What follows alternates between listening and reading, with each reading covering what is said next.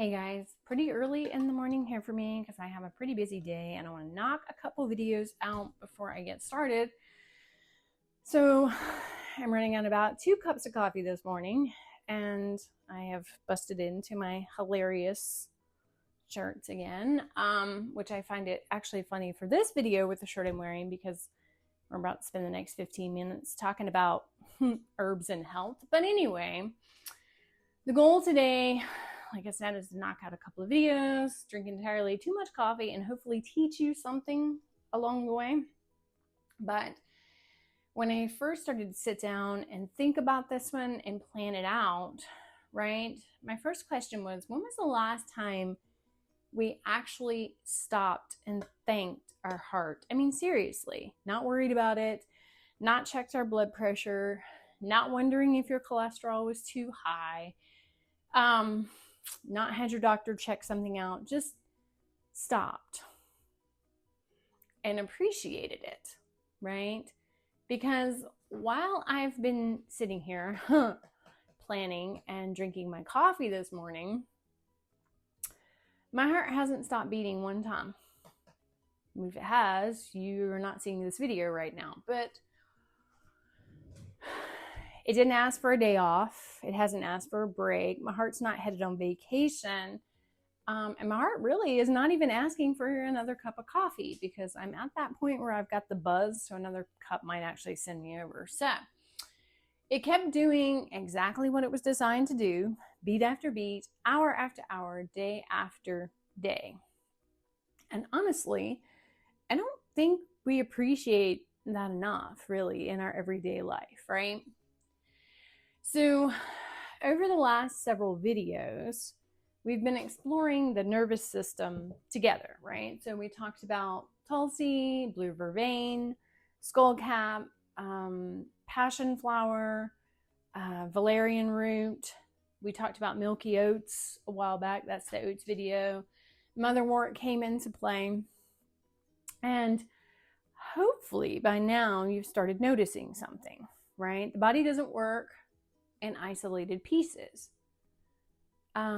Every system is constantly communicating with every other system, which naturally brings us to the next body system, the cardiovascular system. Now, when most people hear the word heart, right, they usually think blood pressure, cholesterol, heart attacks, blocked arteries. And while those are certainly important conversations to have, I think we've accidentally reduced one of the most incredible organs in the human body to a handful of numbers on a lab report. Your heart is so much more than a pump, right? Think about just standard language that we use. Your heart is broken. Your heart can skip a beat, right? Take heart.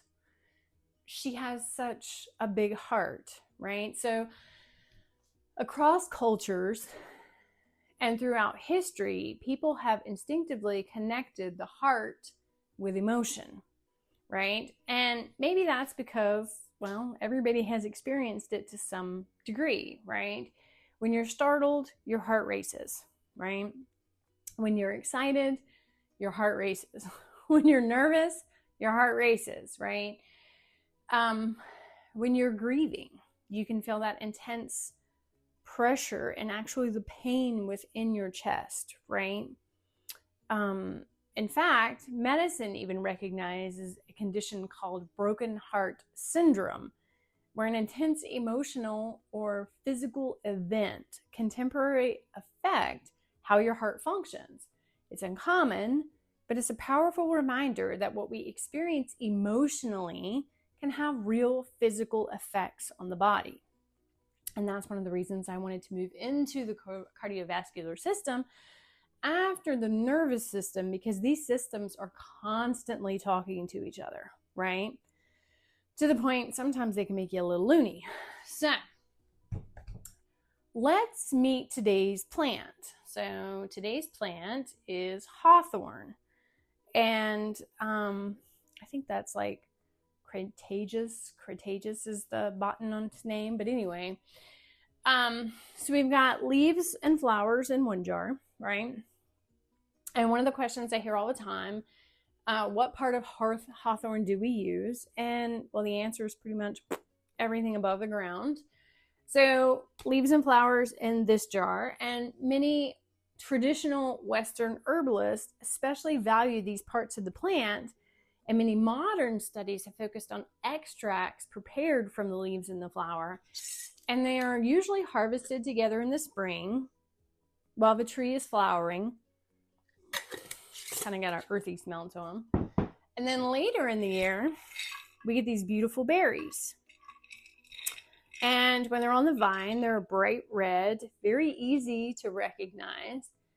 And the berries have been used traditionally in teas, tinctures, syrups, jams, and other preparations. I think, to me, the berries smell better. Yeah, they smell sweeter. Almost like a cranberry. So, which one's better? Well, as you know, if you've been watching for any time, that's not the question we ask. Instead, we're going to ask, what am I making?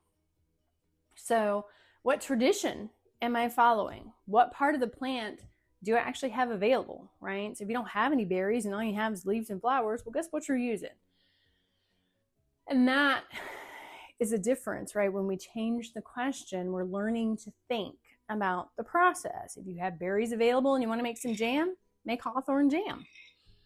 So I personally love the history of Hawthorn, right? Because for hundreds of years throughout Europe, Hawthorn wasn't just planted because it was beautiful, right? It was planted because it was useful. Its long thorns formed living fences caused hedgerows, right? That kept the livestock where they belonged. And its flowers announced the spring. Its berries fed the bird throughout the colder months, and over time, herbalists began paying attention.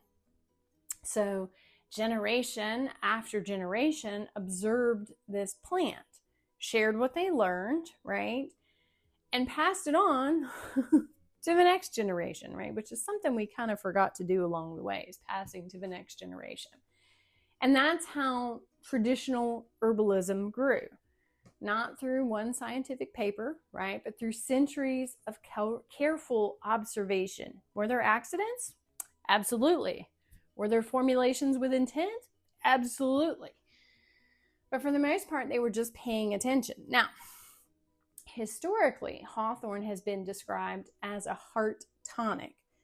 Now, don't let that tonic word fool you. Traditionally, a tonic wasn't something that you expected to work overnight. And that's the mindset we have to change here, right?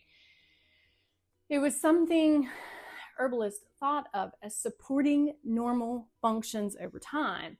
And honestly, right, that's kind of beautiful, right? Because our health usually isn't built overnight either, right?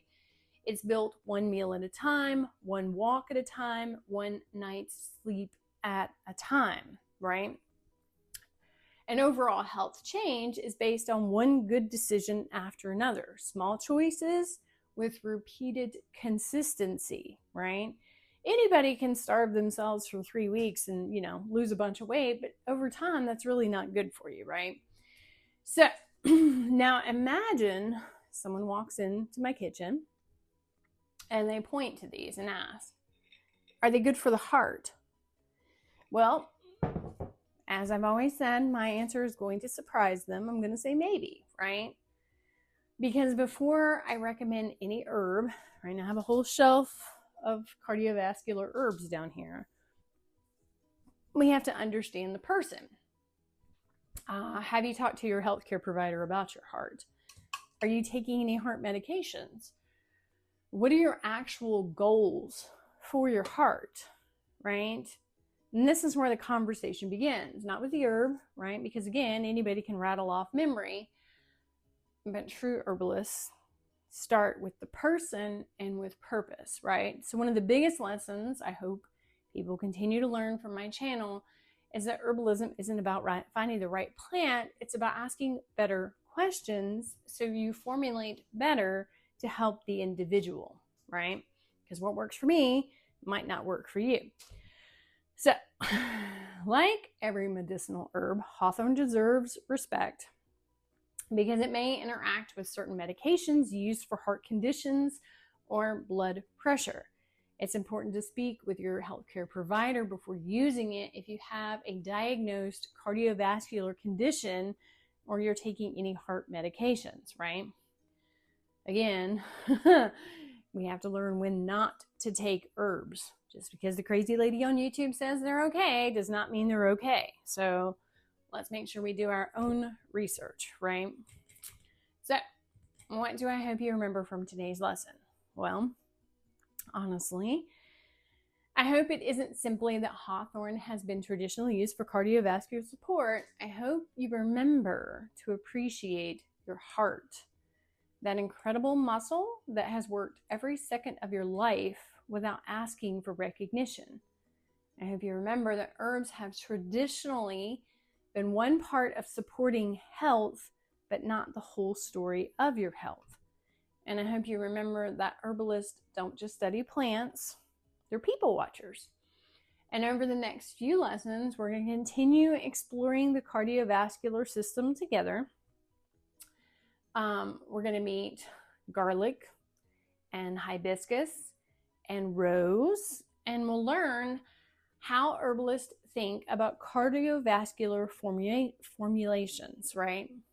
And then we're going to wrap everything together with a holistic health lesson about supporting the heart through lifestyle, nutrition, movement, stress management, and herbs. Because your heart doesn't start with hawthorn. It starts with the choices you make every single day, right? If you're headed to Burger King every night and get the greasiest, slimiest, wonderful burger you could possibly think you would eat, with a whole bunch of french fries and a side of Coca-Cola, these aren't really going to do much for you, right? So we have to make good choices too. So until next time, guys, stay rooted, stay curious, and as always, keep growing in grace.